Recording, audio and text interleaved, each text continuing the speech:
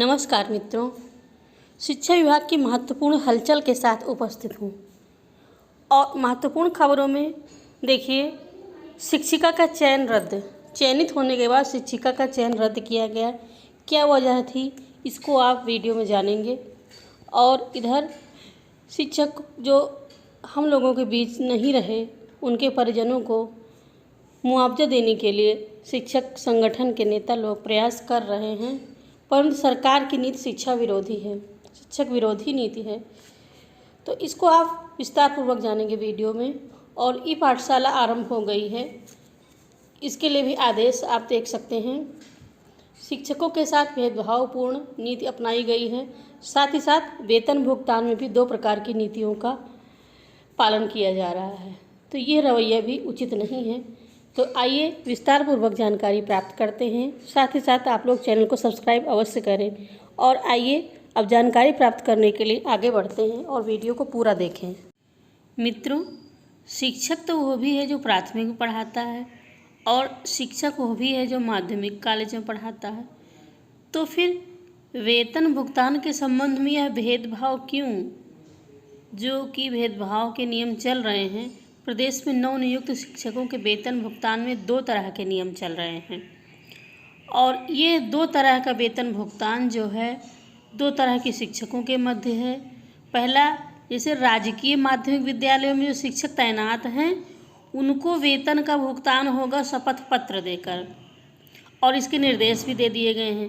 वहीं प्राथमिक स्कूलों में तैनात शिक्षकों को अभिलेख सत्यापन पूरा करवाने के बाद वेतन भुगतान का आदेश होगा। तो ऐसा भेदभाव क्यों? इस संबंध में बेसिक शिक्षा अधिकारियों को सख्त आदेश दिए गए हैं, लेकिन शिक्षक संघ का कथन है कि माध्यमिक की तरह बेसिक में भी शपथ पत्र पर वेतन का भुगतान क्यों नहीं किया जा रहा है। बात तो महत्वपूर्ण है और इसका भी तर्क है। तो इस पर भी बेसिक के शिक्षकों को भी माध्यमिक के शिक्षकों की तरह वेतन भुगतान किया जाना चाहिए। बेसिक शिक्षा परिषद के प्राथमिक स्कूलों में 69,000 सहायक अध्यापक भर्ती का मामला है, और इसमें 64,000 शिक्षक मात्र जो हैं 7 माह से वेतन मिलने की राह देख रहे हैं, और उनको वेतन अभी नहीं मिला है। शैक्षिक व प्रशिक्षण अभिलेखों का सत्यापन कराया गया। भुगतान कराने के लिए कई पत्र भेजे गए, लेकिन जिलों में बीएसए व अन्य अधिकारी ऑनलाइन सत्यापन में रुचि नहीं ले रहे हैं। अभी हाल ही में शिक्षा मंत्री सतीश द्विवेदी जी ने भी सख्त आदेश दिया था कि इस वेतन भुगतान प्रकरण में अगर कोई भी बीएसए हिलाहवाली करता है या विलंब करता है तो उसके खिलाफ सख्त कार्यवाही की जाएगी। परंतु अभी विलंब है और साथ ही साथ भेदभाव भी हो रहा है।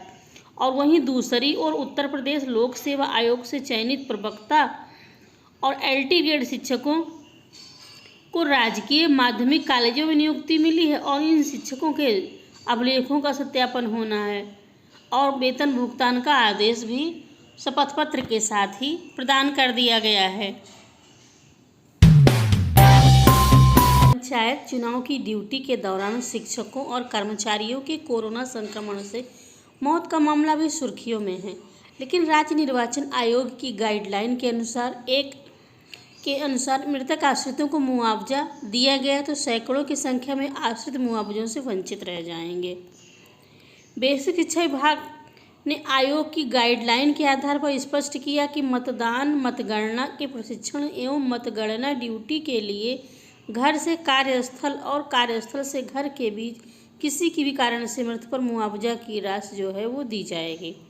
और संगठन का कहना है, पंचायत चुनाव की ड्यूटी में कोरोना संक्रमित हुए शिक्षकों व कर्मचारियों की बड़ी संख्या में मौत घर या अस्पताल में हुई है।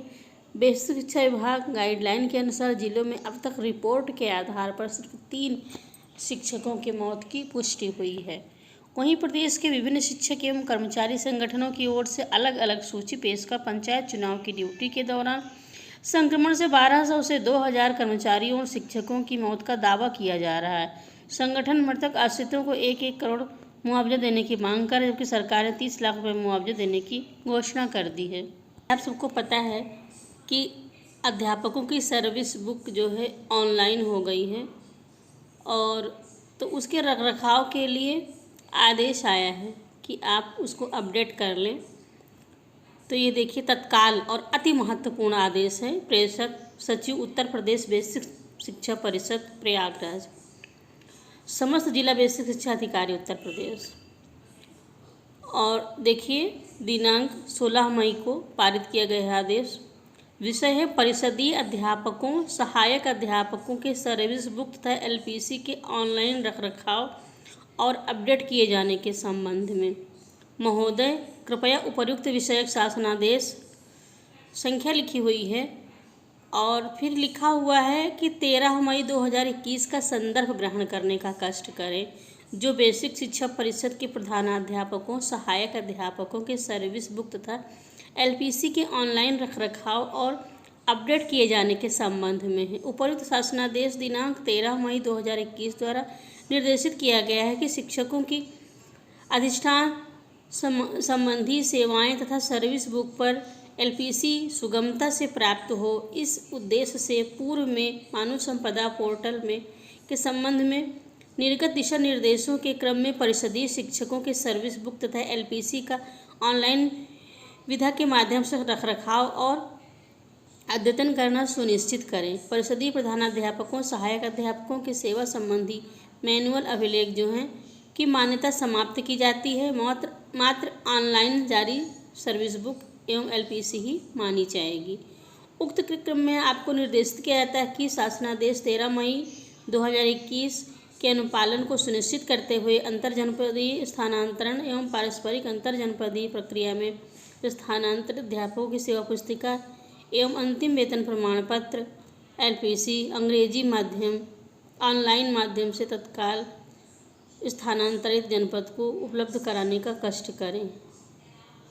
प्रताप सिंह बघेल, सचिव उत्तर प्रदेश बेसिक शिक्षा परिषद का आदेश है और इसकी प्रतिलिपि विशेष सचिव बेसिक शिक्षा को उपलब्ध कराना है। महानिदेशक स्कूल शिक्षा, शिक्षा निदेशक बेसिक, मंडलीय सहायक शिक्षा निदेशक को उपलब्ध कराई जाएगी। शिक्षिका का चयन रद्द। एक शिक्षिका का चयन बीएससी ने रद्द कर दिया और ये स्थिति तब आई जब अभिलेखों की जांच हो गई और फिर सुनवाई के बाद शिक्षिका का निवास जो है वो उन्नाव और जाति प्रमाण पत्र बिहार का लगाने का दोषी मानते हुए यह कार्यवाही की गई और बीएससी प्रदीप कुमार पांडे ने पत्र जारी किया। कहा कि शिक्षिका सारिका शाह अनुसूचित जनजाति का प्रमाण पत्र बिहार राज्य के सिवान जिले से प्रस्तुत किया है, जबकि निवास प्रमाण पत्र उन्नाव का है और अनुसूचित जनजाति प्रमाण पत्र के अनुसार शिक्षिका की जाति गोंड है, जो बिहार राज्य में अनुसूचित जनजाति के तहत आती है। उत्तर प्रदेश में गोंड जाति के लोग एससी में आते हैं, इसलिए सहायक शिक्षिका को दोषी मानते हुए उसका चयन अभ्यर्थन निरस्त किया गया है। बीएससी ने बताया कि विसंगत प्रकरणों पर जनपदीय समिति द्वारा दिए गए निर्णय व सुनवाई के बाद ही यह कार्यवाही की गई।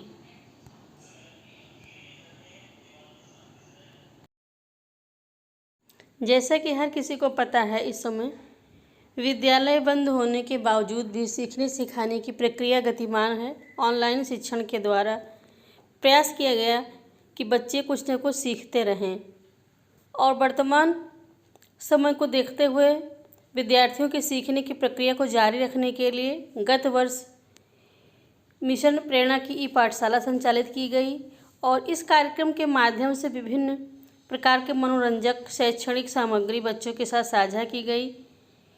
इसी को आगे बढ़ाते हुए दूरदर्शन के माध्यम से शैक्षणिक सामग्री का पुनः प्रसारण किया जाएगा और मिशन प्रेरणा की ई पाठशाला के तहत प्रत्येक दिन सुबह 9 बजे से 1 बजे तक कक्षा 1 से 8 तक के लिए आधे घंटे की सामग्री प्रसारित की जाएगी। 20 मई से ले 24 मई तक प्रसारित की जाने वाली सामग्री को संलग्न करके प्रेषित किया जा रहा है। जैसे ये संदेश सभी शिक्षकों तक पहुंचाने के लिए अभिभावकों के साथ व्हाट्सएप ग्रुप पे प्रतिदिन सामग्री देखने के लिए रिमाइंडर भेजना है और जिन अध्यापकों के फ़ोन नंबर आपके पास उपलब्ध हैं उन्हें फ़ोन करके यह सामग्री देखने के लिए प्रेरित करें।